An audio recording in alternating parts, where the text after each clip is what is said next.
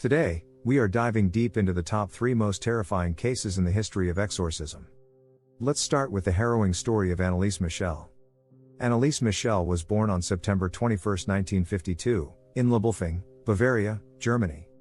Anneliese was a devoutly religious young woman who, in 1968, began experiencing strange and disturbing symptoms, such as seizures, self-harm, and hallucinations. Anneliese's family initially sought help from medical professionals who diagnosed her with epilepsy. Despite the treatment, her condition worsened. She began to display aversion to religious symbols and objects, which raised concerns among her family and friends. As her condition continued to deteriorate, the Michel family turned to the Catholic Church for help. They believed that Anneliese was not just suffering from a medical condition but was possessed by demonic forces. In 1975, the Church granted permission for an exorcism to be performed. Over a period of several months, Anneliese underwent a total of 67 exorcisms, many of which were recorded. These sessions were not only physically grueling but emotionally and spiritually intense. During the exorcisms, Anneliese displayed superhuman strength and spoke in multiple voices, sometimes in languages she didn't know.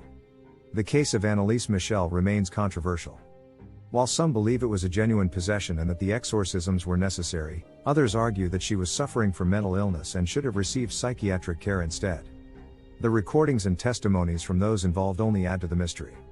Tragically, Anneliese's health continued to decline, and on July 1, 1976, she passed away at the age of 23 due to malnutrition and dehydration.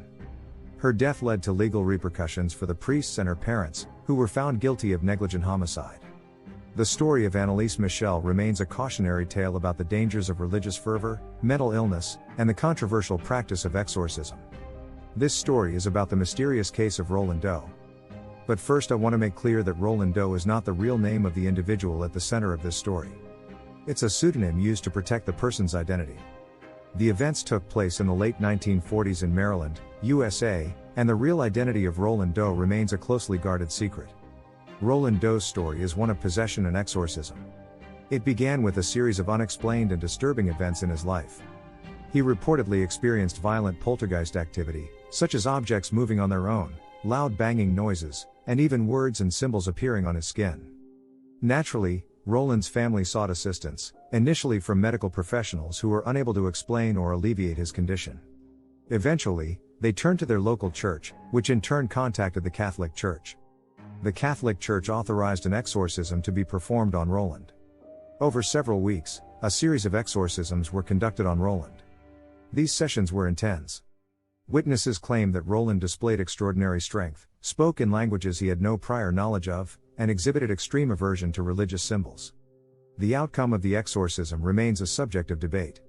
Some believe that it was successful in freeing Roland from the malevolent forces that had plagued him, while others argue that the events may have had psychological or other explanations. Roland Doe's story served as the basis for William Peter Blatty's novel The Exorcist and the subsequent film adaptation, which became a cultural phenomenon. The true story of Roland Doe is shrouded in mystery, and the real identity of the individual involved remains undisclosed to this day. This story is about the South African exorcism of Clara Germana Cele.